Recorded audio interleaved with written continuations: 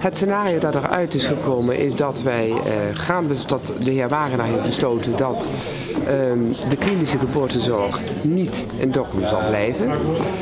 Maar dat we wel met elkaar de tijd nemen om daar een goede andere manier van geboortezorg met elkaar te regelen. Nou, ik ben blij dat we nu na deze avond in ieder geval tot afspraken komen. Dat zal niet iedereen leuk vinden, hè, dat verdwijnen van de tweederangs geboortezorg in Dokkum.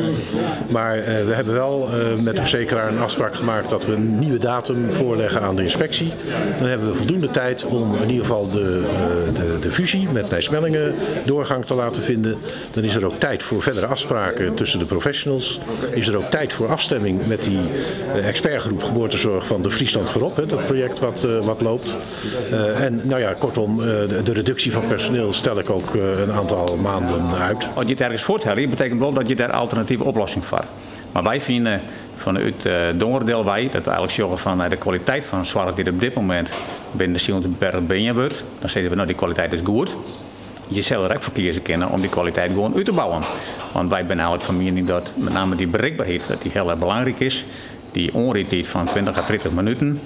Dat vinden wij gewoon een belangrijke factor. Bij eigenlijk zeggen ze een streekziekenhuis in Dokkum, staat die nog van Noord-Friesland is, maar het eigenlijk bewaren behouden blijven. Ja, ik snap wel dat de specialisten zeggen dat er geen verandering nodig is. Daar ben ik ook met ze eens als het gaat om de kwaliteit op dit moment. Er is ook geen kritiek op. Wat veel meer speelt is eigenlijk de duurzaamheid daarvan. Of het ook in de toekomst bestendig is. Nou, en dan moet je constateren, dat is gewoon zo. Wij zijn als heel klein ziekenhuis kwetsbaar en ook kostbaar. Nou, op de ene lijn is natuurlijk de fusie met Nijsmellingen een belangrijke stap. Want dan krijg je een grotere groep gynaecologen die verantwoordelijk wordt voor alles op dat gebied. Voor zowel Drachten als Dokkum. Dat is ook belangrijk dat we dus die fusie doorzetten. En wat betreft de betaalbaarheid, ja, het kan voor de kortere termijn misschien nog allemaal, we kunnen nog wel afspraken maken. Dat heb ik ook gedaan met de verzekeraar. Maar op den duur hou je dat niet droog. Nou, een aantal bevallingen zullen van Dokkum naar Drachten gaan en zullen van Dokkum naar het MCL gaan. Dat zal zeker gaan gebeuren. Maar mensen kunnen voor hun controles gewoon in Dokkum terecht. Ze kunnen bij de verloskundige terecht, bij de gynaecoloog terecht. Daar is niets mis mee. Het zal alleen in een goede afstemming moeten gebeuren. Wij staan voor de uitdaging om eigenlijk te zien van we hebben goed in binnen om dat uit te bouwen en daar ook verder te beduren. En dingen waar we misschien in de toekomst kwetsbaar binnen te zien van kunnen we dat met ons visiepartner op een andere manier organiseren. Dus we hebben echt helemaal te zien van dingen die nou elders gebeuren, kunnen misschien ook wel heel goed in Dokkum. We hebben heel goed in binnen. Dus je moet echt zien naar de uitwisseling van zaken, de kwaliteit van de binnenzorg, die moet voorop staan.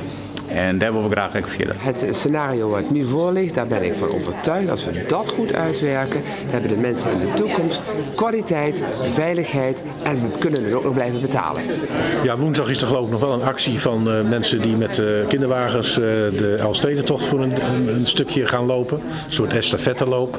Dat begrijp ik. En dat moet dan ook maar gewoon gebeuren. Maar dat beïnvloedt niet het besluit. Dus ik denk wel dat veel mensen teleurgesteld zijn dat we dat nu zo besluiten. Ik denk aan de andere kant dat het ook tijd wordt dat we hier nou mee ophouden en een besluit genomen hebben wat dus staat.